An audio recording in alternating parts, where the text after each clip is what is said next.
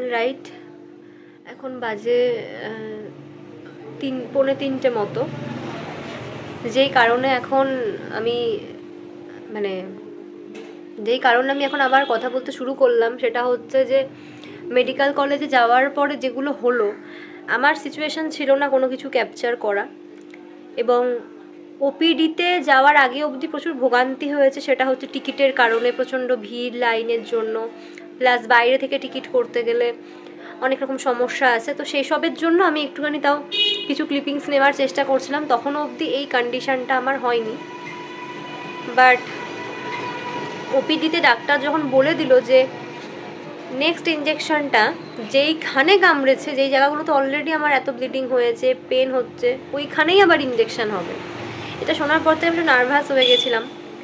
তারপর ওখান থেকে আমাদেরকে এই ঘর ওই ঘর বিভিন্ন জায়গায় পাঠাচ্ছিল। After that minor OT room যেটা রয়েছে, সেই ওটিতে আমাকে পাঠালো, সেখানেও লাইনে দাঁড়াতে হয়েছিল। প্রচুর পেশেন্টের ভিড়, ভীষণ চাপ ছিল আজকে। প্রত্যেকদিনই থাকে একটা গভর্নমেন্ট মেডিকেল কলেজে যেরকমটা হয়। তো তখন ওখানে পরপর দুটো বাচ্চা বেরিয়ে আসে, তাদেরকে বিড়ালে আঁচড় দিয়েছে। তাতেই তারা ভয়ঙ্কর কামড়াচ্ছিল, কারণ বিড়ালে আঁচড় হোক, কুকুরে কামড়ানো হোক, যাই হোক, যে কোনো কিছুতেই এই HIV যে ইঞ্জেকশনটা, সেটা ওই জায়গাগুলোতে দেওয়া হয়। তো আমার যেহেতু 4টে জায়গায় কামড়েছে, তার মধ্যে একটা জায়গাতে দাঁত বসিয়ে ফুটো হয়ে গেছে। তো তখনই আমি খুব নার্ভাস ফিল করছিলাম। আর সব থেকে বড় কথা, ভেতরে কাউকে ওটিতে তো কেউ অ্যালাউড নয়, কারোর পারমিশন নেই যাওয়ার। তো সেই কারণে আমি একটু বেশি নার্ভাস হয়ে গেছিলাম। এবার ব্যাপারটা হলো যে ফাইনালি আমাকে ডেকেও নেয় কিছুক্ষণের মধ্যে। আমাকে ওই হার্ডলি আধা ঘন্টা মতন দাঁড়াতে হয়েছিল ম্যাক্স টু ম্যাক্স ওই লাইনটাতে। তার আগে তো প্রচুর টাইম লেগেছে, সেটা তো অন্য কথা, মোটামুটি 1-1.5 ঘন্টা ওখানেই লেগে গেছে। তো খুব ভাগ্য ভালো যে আমাকে তাড়াতাড়ি ডেকে নিয়েছিল, যেহেতু এই HIV ভ্যাকসিনটা মাত্র 3-4 জনেরই ছিল, তাদের মধ্যে আমি একজন, তাই জন্য ডেকে নিয়েছিল। বাকি সবগুলোই অপারেশন কেস ছিল, ছোটো ছোটো অপারেশন কেস ছিল।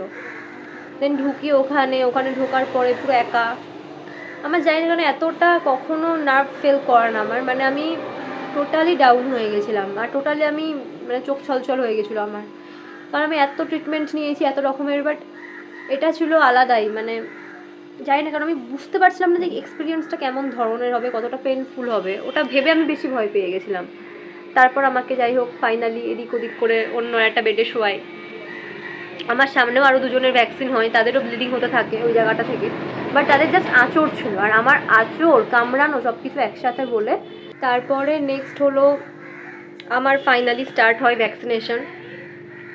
প্রথমেই যে সব থেকে ভয়ঙ্কর জায়গাটা, যেখানে সব থেকে বেশি বাইটটা হয়েছে, যেখানে দাঁতটা ঢুকে গেছে, ফুটো হয়েছে, ওইখানটাতে ইঞ্জেকশনটা পুশ করা হলো এবং প্রচণ্ড ব্লিডিং হতে ছিল। আর একটা অসহ্য যন্ত্রণা, এই ইঞ্জেকশনটা যে এতটা লাগতে পারে এটা আমি কালকে রাতেও ভাবিনি। আজকে যখন সকাল তোমাদের সাথে ব্লগে কথা বললাম তখনও আমি ভাবিনি। একদমই আমার কাছে এটা পুরো কল্পনার বাইরে ছিল যে এতটা পেনফুল হতে পারে ইঞ্জেকশনটা।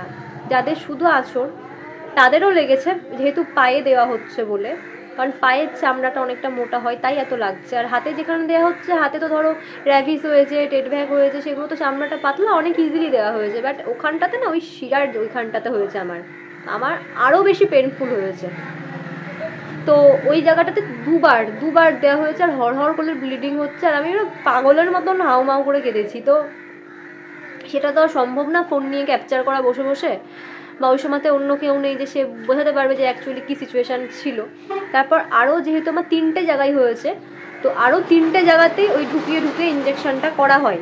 অল্প একটা ইঞ্জেকশন, অনেক বড় ইঞ্জেকশন, অনেকটা ছিল ইঞ্জেকশনটা, সেটাই একটু একটু করে প্রত্যেকটা জায়গায় দেওয়া হয়। তো যাই হোক হলো, তারপরে একটুখানি ছিল, সেটা আবার ডান হাতে দেওয়া হয়। কোমরে দেওয়ার কথা হয়েছিল, বাট যাই হোক আবার ডান হাতে দেওয়া হয়। এবং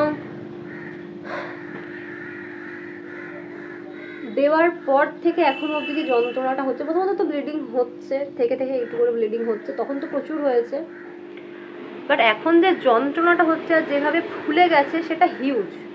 তো এই মুহূর্তে আমার যে কষ্টটা হচ্ছে সেটা হচ্ছে রাইট হ্যান্ডে প্রচণ্ড পেন হচ্ছে HIVর জন্য। র্যাভিসের জন্য পেন হচ্ছে না সেরকমভাবে, অল্প অল্প হচ্ছে, ওটাকে ম্যানেজ করা যায়, টলারেট করা যায়, বাট HRIVর পেনটা এক্সট্রিম হচ্ছে। আর লেফট হ্যান্ডে র্যাভিশও দেওয়া হয়েছে, টেড ব্যাকও দেওয়া হয়েছে। তো র্যাভিসের পেন সেরকম হচ্ছে না, টেড ব্যাকেরটা হিউজ হচ্ছে, যেটা কালকে রাত থেকেই হচ্ছে, তোমাদেরকে সকালে বলেছি। নেক্সট প্রবলেম আমার যেটা হচ্ছে সেটা হচ্ছে পায়ে বিভৎস যন্ত্রণা করছে, সেটা মেনলি ইঞ্জেকশনটার জন্য, কারণ HRIV যেটা এখানে পেন হচ্ছে সেটা ওখানেও হচ্ছে, প্লাস ওখানকার কাটার জন্য পেন হচ্ছে, প্লাস ফুলে গেছে প্রচণ্ড, একটুখানি ঘষা লাগলেও যন্ত্রণা করছে। তো এই হলো সিচুয়েশন। তা আমি ভেবেছিলাম যে নর্মাল ইঞ্জেকশন হবে, হাতে বাড়ি আসবো, স্নান পান করে রেডি হয়ে সুন্দরভাবে সুদীপ্তার ওখানে চলে যাবো, কিচ্ছু করতে পারলাম না। দেন ফার্স্টে ভাবলাম আর যাবো না আমি, বাট তারপর দেখলাম ও আমার এত ক্লোজ একটা মানুষ, আমি যাব না, এটা তো ওরও খুব কষ্ট লাগবে আর আমারও খুব খারাপ লাগবে। তো অ্যাটলিস্ট হাঁটাচলা করার মতন তো কন্ডিশনে আছি, যতই পেন হোক না কেন, তো অ্যাটলিস্ট গিয়ে ওর গিফটটা ওকে দিয়ে আসি, আর একটুখানি ওর সাথে দেখা করে আসি, ওকে একটুখানি কংগ্রাচুলেশন জানিয়ে আসি। এটা আমার উচিত, এটা আমার করা উচিত, যেহেতু বহরমপুরের মধ্যেই হচ্ছে আর বাড়ি থেকে খুব একটা দূরে নয়, মোটামুটি ডিস্টেন্সে। তো সেই কারণে আমি একটু ফ্রেশ হলাম বাড়ি এসে, ওগুলোকে ওয়াশ করলাম। আর ওয়াশ করতে যখন বাথরুমে গেছি ওই সাবান জল, যেটা স্যাভলন ডেটলের জল দিয়ে, তখন আমি পাঠা কাটার মতন যন্ত্রণায় কেঁদেছি, আমি করে উঠেছি, মানে কোনোভাবে কন্ট্রোল করতে পারছিলাম না, চেয়েও কন্ট্রোল করতে পারছিলাম না। তো সেইটার পর আমি ফাইনালি একটা নর্মাল এরকম এই সোয়েট শার্টটা পরেই বেরিয়ে গেছিলাম, তোর সাথে দেখা করলাম। মোটে 10টা মিনিট মতন ছিলাম ওখানে, আমি 10-12 মিনিট মতন ছিলাম। ওর রেজিস্ট্রিটা হলো, ওরও খুব মন খারাপ হয়ে গেছে, সবারই খুব মন খারাপ হয়ে গেছে। স্টিল ওর একটা স্পেশাল ডে, তার মধ্যেই আমাকে যতটা পারলো অ্যাটেন্ড করলো। আমারও খুব খারাপ লাগছিল, আমাকে ওরা প্রচুরবার করে খাওয়ার জন্য রিকোয়েস্ট করছে, বলছে, ওদেরও খুব খারাপ লাগছে, কারণ আমি ওর খুবই ক্লোজ ফ্রেন্ড আর ও আমার প্রচণ্ড কাছের বন্ধু। কি করব, কপালে না থাকলে যা হয়। তো ওখান থেকে আমার জন্য নিচে দাঁড়িয়েই ছিল, আমি সঙ্গে সঙ্গে বাড়ি চলে আসলাম, জাস্ট গিফটটা দিয়ে ওইটুকু টাইম বসে ওর সাথে দেখা করে একটুখানি কথা বলে সবার সাথে। সবারই খুব খারাপ লাগছিল, আমারও খুব খারাপ লাগছিল, বাট ঠিক আছে। দেন আমি আমাকে নিয়ে আবার বাড়িতে পৌঁছে দিল আমার বাড়ির লোক। বাড়ি ঢুকলাম, বাড়ি ঢুকে আমি এখনও খাইও নি, লাঞ্চও করিনি। তো এখন একটু মেডিসিন খেয়ে আমি খাবো, খেয়ে আমি শোবো। আজকের এই ব্লগটা আমি এখানেই শেষ করছি, তারপর যদি ব্লগ করি আবার সেটা অন্য পার্টে দিয়ে দেবো, বাট এই ব্লগটা আমি আপাতত এখানেই শেষ করছি। সকালের পার্টটা যেটুকু তোমরা যা দেখার দেখেছো, আর এই লাস্ট যেটুকু হলো তোমাদের সাথে যতটুকু পারলাম আমি শেয়ার করলাম, এভরিথিং শেয়ার করার চেষ্টা করলাম। শুধু এইটুকুই বলবো, এইটুকু জেনে রাখো, এই HRIV যখন করা হবে, এটা সেইখানেই দেওয়া হবে যেখানে কামড়ানো। এটা 10টা জায়গায় হলো 10টা জায়গাতেই দেওয়া হবে, 26টা জায়গায় হলে 26টা জায়গাতেই দেওয়া হবে, 2টো জায়গায় হলে 2টো জায়গাতেই দেওয়া হবে। অ্যান্ড এটা হচ্ছে এক্সট্রিম পেনফুল। এরপরে আমার আবার ডেট আছে হচ্ছে 24 তারিখে, মানে কালকে আজকে হয়ে গেল, নেক্সট হচ্ছে 24 তারিখে আছে। ওগুলো র্যাভিশ হবে মোস্ট প্রবাবলি, বা যেটাই হবে যা হবে তখন জানিয়ে দেবো তোমাদেরকে। 24 তারিখে হবে মানে ডে 3-তে হবে, 28 তারিখে হবে মানে ডে 7-এ হবে, আর ডে 28-এ হবে 18ই ফেব্রুয়ারি। তো ব্যাস দেখো, এখানে আমি শেষ করছি, একটু লাঞ্চ করি, তারপর আমি প্লেন শুয়ে ঘুমাবো অথবা আমি রেস্ট নেব। মানে আমার আর সম্ভব না এখন, মানে আমার পক্ষে সত্যি বলছি এখন আর কিছু সম্ভব না। বিকেল হোক, সন্ধে হোক, তারপর দেখছি যদি কিছু হয় তোমাদের সাথে শেয়ার করব। আর এখন ভালো লাগছে না, মানে আমি এতটাও ভাবিনি গো। আমি ভেবেছিলাম যে ঠিক আছে, অসুবিধা নেই, একটাই প্রবলেম যে এতবার করে যেতে হবে, লাইনে দাঁড়াতে হবে, খুব কিচিমিচি, ইঞ্জেকশন তো অবশ্যই পেনফুল, বাট এইটা আমি ভাবিনি যে এতটা কষ্ট পাবো। আর এখন তো আমি মানে জামাটা আমার সুন্দরভাবে পরে কথা বলতে পারছি। আমি ওই 12:30 থেকে 1:30 আমার জীবন এদিক ওদিক হয়ে গেছে পুরো। ইট ওয়াজ টু মাচ। মানে কোথা থেকে কি হয়ে গেল আমি নিজেই কিছু বুঝতে পারলাম না। কপালে লেখা ছিল, সবাই বলবে রাস্তায় দেখে চলিস, এই চলিস, বাট না, এটা কপালে লেখা ছিল। যাই হোক, আমি একটুখানি ব্যান্ডেজটা দেখিয়ে দিচ্ছি তোমাদেরকে যতটুকু হয়, বাট ভেতর থেকে আমি দেখাবো না, তোমরা দেখতে পারবে না, কষ্ট লাগবে দেখে। আমি চাই না ওরকম কিছু দেখাতে, জাস্ট ওপর থেকে একটুখানি দেখিয়ে দিচ্ছি, ঠিক আছে? তো এই হলো কন্ডিশনটা, এইখানটাতে আছে, এই জায়গাটাতে আছে এরকম ভাবে, ঠিক আছে? আর এই জায়গাটাতে আছে এরকম ভাবে, ওকে? পাটা ফুলে আছে বলে আমি আস্তে করে নড়াচ্ছি, কারণ আমার এখন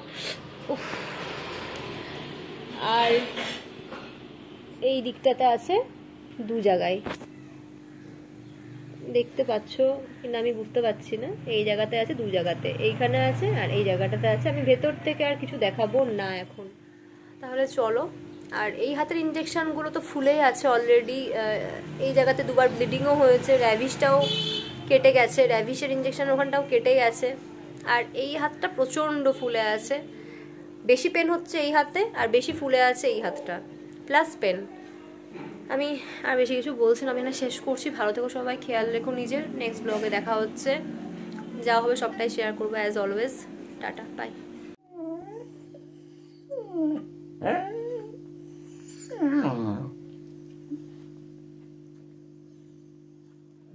আর বিকেলের দিকে তো অবস্থা খুব বেশি খারাপ হয়ে গেছে।